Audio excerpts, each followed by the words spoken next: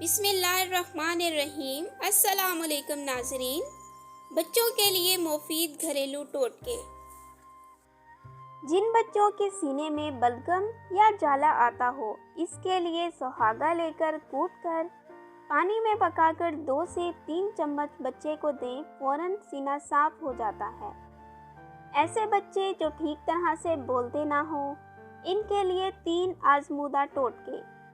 Number 1, जिस पानी से आटा गूंदें वो आटे वाला पानी जिसमें थोड़ा बहुत आटा शामिल हो जाता है, बच्चे को रोज़ थोड़ा सा पिला दिया करें।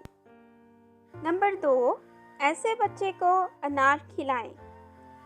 नंबर 3, बत्तख का अंडा फ्राई कर लें या उबाल कर बच्चे को खिलाएं। हफ्ते में 2 से 3 मरतबा खिलाएं। ये टोटके ज़बान की गिरा खोलने के लिए बहुत लाजवाब हैं।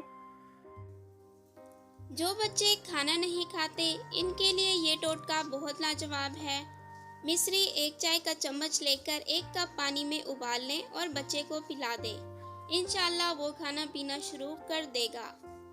चंद दिन इस टोटके पर अमल करें। निहायत आजमूदा टोटका है।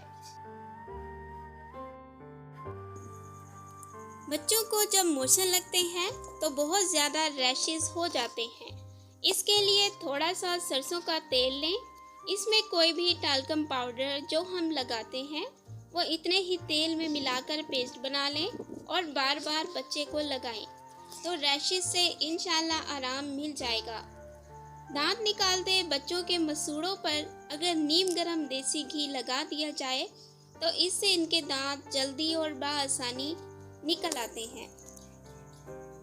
ऐसे शेरख्वार या बड़े बच्चे जो रात को सोते ना हो, तंग करते हों, रात सोने से पहले सरसों के तेल से चंद मिनट इनके पाँव के तलवों का मसाज करें।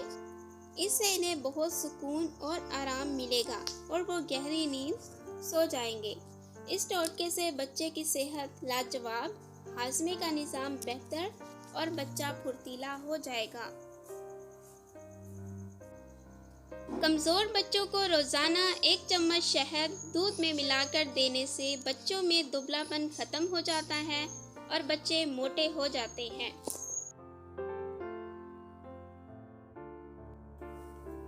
Thanks for watching. Please subscribe my channel health clinic.